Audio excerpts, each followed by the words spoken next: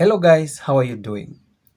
I know we are deep into the DV Lottery 2025 interviews, and as per the looks, we see the progress generally going on well.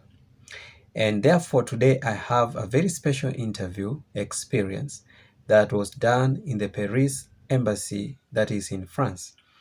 And there are important things that you're going to learn from this interview experience because this guy did not expect to be asked of some certain documents, and to be specific, the Form I-134.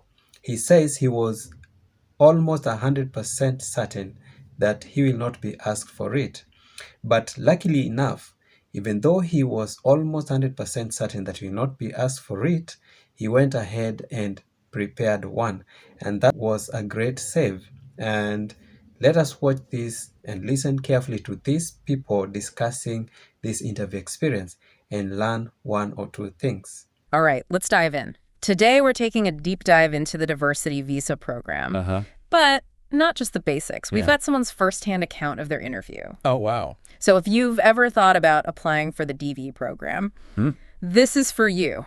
Definitely. We're going way beyond those official guidelines. Absolutely. And getting into the nitty-gritty details that only someone who's actually been through it can share. You got it. And let me tell you, this source's story is full of twists and turns. I bet. Starting with their timeline. Okay. They submitted their DS-260 July 2nd, Okay. quickly unlocked it and resubmitted. Oh, wow. And bam! Interview scheduled for October 23rd. Wow, that's... So is that like typical? I mean, that's definitely on the faster end. Processing times can vary, Right. Depends on the embassy, how busy they are, all sorts of factors. Yeah. But that turnaround suggests they were really on top of things. Yeah. That's good to hear. Encouraging for anyone worried about waiting forever. Right. Speaking of being on top of things, they also gave a really detailed account of the security checks at the embassy. Oh, interesting. No laptops allowed. Okay. And you had the option to speak French or English. Did you know that? Interesting. No laptop rule is security, Right. But the language choice, that's interesting. Yeah. I guess that embassy must get a pretty diverse group of applicants. Yeah, it's a small detail, but I feel like it says a lot. Oh, absolutely, for sure. Okay, let's move on to the document checklist. Okay. Passports, birth certificates, marriage certificate, highest degree diploma, and police clearances. Yep, all pretty standard. Right. Yeah, definitely. Anything to watch out for there? Oh, but let me emphasize one thing. Okay. Translations. Right. If any of your documents aren't in English, got to have certified translation. Oh, of course, yeah. And trust me, accuracy is so important. Yeah. Embassies, Yeah. they really scrutinize those translations. I bet Any that's little discrepancy, and boom, major delays. So true. Definitely not the time to skimp on a cheap translation. Right. Now, on to the interview itself. Okay. Our source described the consular officer as pretty serious. Ah. Not exactly, the friendliest person. Right. So why do you think that is? Well, I guess consular officers have a tough job. Oh, yeah. Upholding U.S. immigration law. Uh-huh. Got to be thorough, objective, only letting in qualified people, right? Right. Exactly. So I guess that's serious demeanor. It's part of the job. It is. It's not personal, Right, good to remember. Definitely. So they start with education, Okay. but here's where it gets interesting. Our source had a high school diploma and a bachelor's degree. Okay. But the officer only asked for the diploma.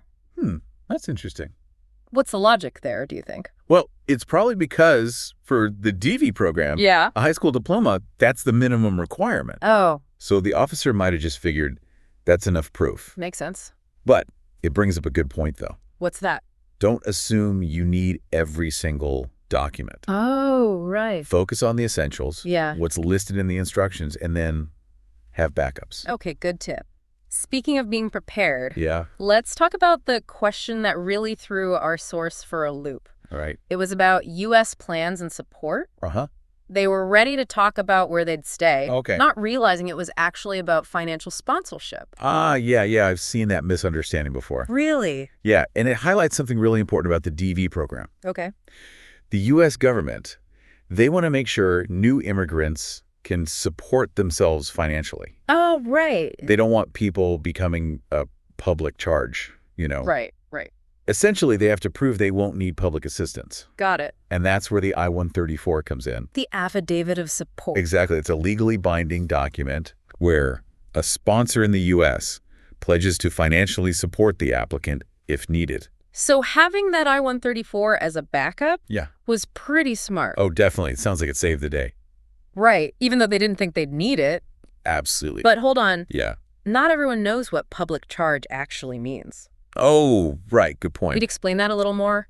Yeah. So in immigration terms, a public charge is someone who's basically dependent on the government to survive. Okay. They rely heavily on need-based assistance like cash benefits or long-term care, that kind of thing. Got it. So the I-134, it helps show that the applicant won't be a burden on the U.S. system.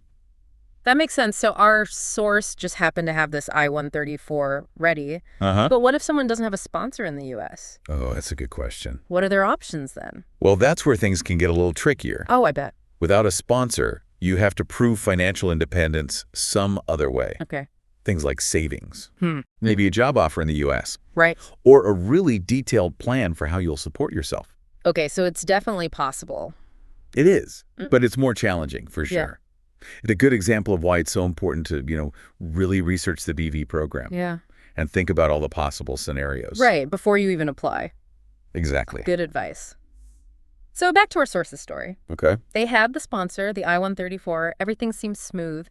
And then they get an unexpected call from the embassy. Oh, no. Talk about a cliffhanger. I know, right? It really shows how even the smallest details can matter. Absolutely. The visa process, it's meticulous. Yeah. Even tiny oversights can have big consequences. Okay, I gotta know. Yeah. What was this unexpected call about?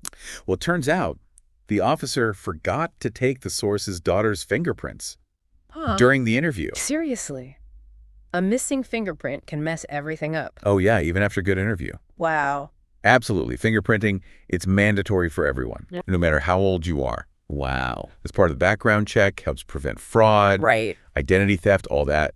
That's intense. I guess it really shows you gotta stay vigilant. You do. Throughout the whole process. A whole thing. Even when you think you're in the clear. Exactly. So we'll have to leave it there for now. Okay. But don't worry, we'll be back with part 2. Right.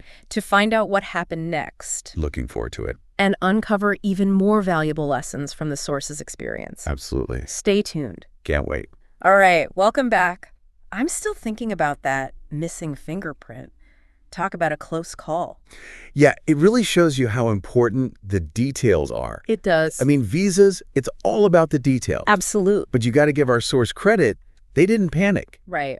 They scheduled another appointment at the embassy, got those fingerprints done. That's the way to do it. So what happens if someone isn't so on top of things? Oh, that's not good. Like they missed the call from the embassy or took forever to schedule that follow-up. That's risky, really risky. How so? Well, delays, they can raise red flags. Oh, I see. The officer might start wondering, right, about your commitment, even your intentions. Yeah. Remember, they're looking for reasons to deny a visa. Okay. So being prompt, being proactive, that's super important. Got it. So stay glued to your phone? Yeah. Be ready to jump when the embassy calls? Exactly. Okay, so you said consular officers are looking for reasons to deny visas. Mm-hmm. Why is that? Shouldn't they be trying to approve people who meet the requirements? Well, it's their job to protect the U.S., right? Right. Enforce the laws. Yeah. So they kind of have to assume everyone's trying to, work the system. Until proven otherwise? Yeah, exactly. It's not personal. Okay. It's about security, making sure only the right people get in. Right. It's a reminder that you have to prove yourself. You do. So, back to our source. They got the fingerprint situation sorted out. Yeah. But that probably wasn't the end of it, was it? You're right. There's more. Remember the I-134, the affidavit of support? Yeah, you said it could make or break an application? Well, even with a good sponsor, things can still get complicated. What happened? Did the sponsor back out? Not quite, but there was a twist. Okay. The officer was reviewing the sponsor's finances, right? Mm-hmm. And they noticed a discrepancy. So discrepancy? Yeah, between their stated income and what was on their tax returns. Oh, wow. It wasn't a huge difference, but enough to raise eyebrows. I bet our source was freaking out. Probably. And it shows how important it is to have everything perfect. Yeah. Even a small inconsistency can cause problems. No, absolutely. Luckily, the sponsor was able to clear things up. Oh, good. They provided more documents, pay stubs, bank statements, Oh, okay. even letters from their employer. Wow, so it all worked out. It did, but it was close. That's a good reminder to have a sponsor who's not just financially stable, Right. but also organized Yeah. and good at communicating. So- So, how can someone find a good sponsor and make sure their I-134 is, bulletproof? Okay, first, be realistic about who you ask. Okay. It has to be someone who can really support you. Financially. Yeah, who's willing to. Right. Not just some random person. Exactly. Second, be transparent. Okay. Make sure they understand what they're signing. Right. The legal stuff, the financial responsibility. All of it. And finally, gather all the documents. Okay. Pay stubs, bank statements, tax returns. Leave nothing to chance. Exactly. You want to show they can really support you. This is great advice. Choosing a sponsor, preparing that I-134, definitely not something to take lightly. Right. But our source's story isn't over yet. Right. They jumped through all these hoops, faced all these twists. Yeah. But did they actually get their visa? That's the big question. But before we answer that, Okay. let's think about what we've learned so far. Yeah. Meticulous documentation. Yeah. Strong sponsor. This journey has been full of lessons. It has. And there's more to come. Join us for part 3. All right. We'll find out what happened next. Wait. And unpack even more insights from this amazing story. Sounds good. All right. We're back for the final part of this DV story. It's been a wild ride, hasn't it? It has, from that super fast interview scheduling Yeah. to those missing fingerprints, the sponsor scrutiny. I know. It's been full of surprises. Full of lessons, too, though. Definitely. About preparation, persistence. And not forgetting about the details. Exactly. But the big question, Yeah. did they get the visa? Everyone wants to know. I know. Drumroll, please. Yes, they did. Wow. Our source says after all that back and forth, their visa was approved. That's great. It wasn't easy, but they got there in the end. It really shows, if you're organized Mm-hmm. and you don't give up, Yeah, it can pay off. it definitely can. But what about people who don't get approved? Oh, that's tough. Is that it? Or can they try again? It depends, really, on why they were denied. Sometimes you can appeal the decision or reapply later, Okay. but it's complicated. Yeah.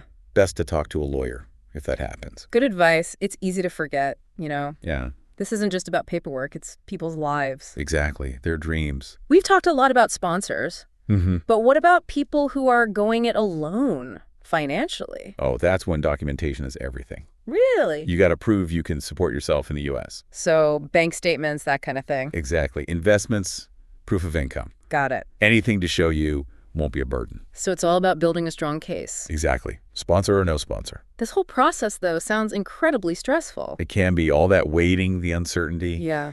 It's tough. My advice, don't go it alone. Okay. Talk to your family, friends. Yeah. Find support groups online, people who understand. That's good advice. So as we wrap up, Mm-hmm. what are the key takeaways you want listeners to remember? The biggest one, Yeah. knowledge is power.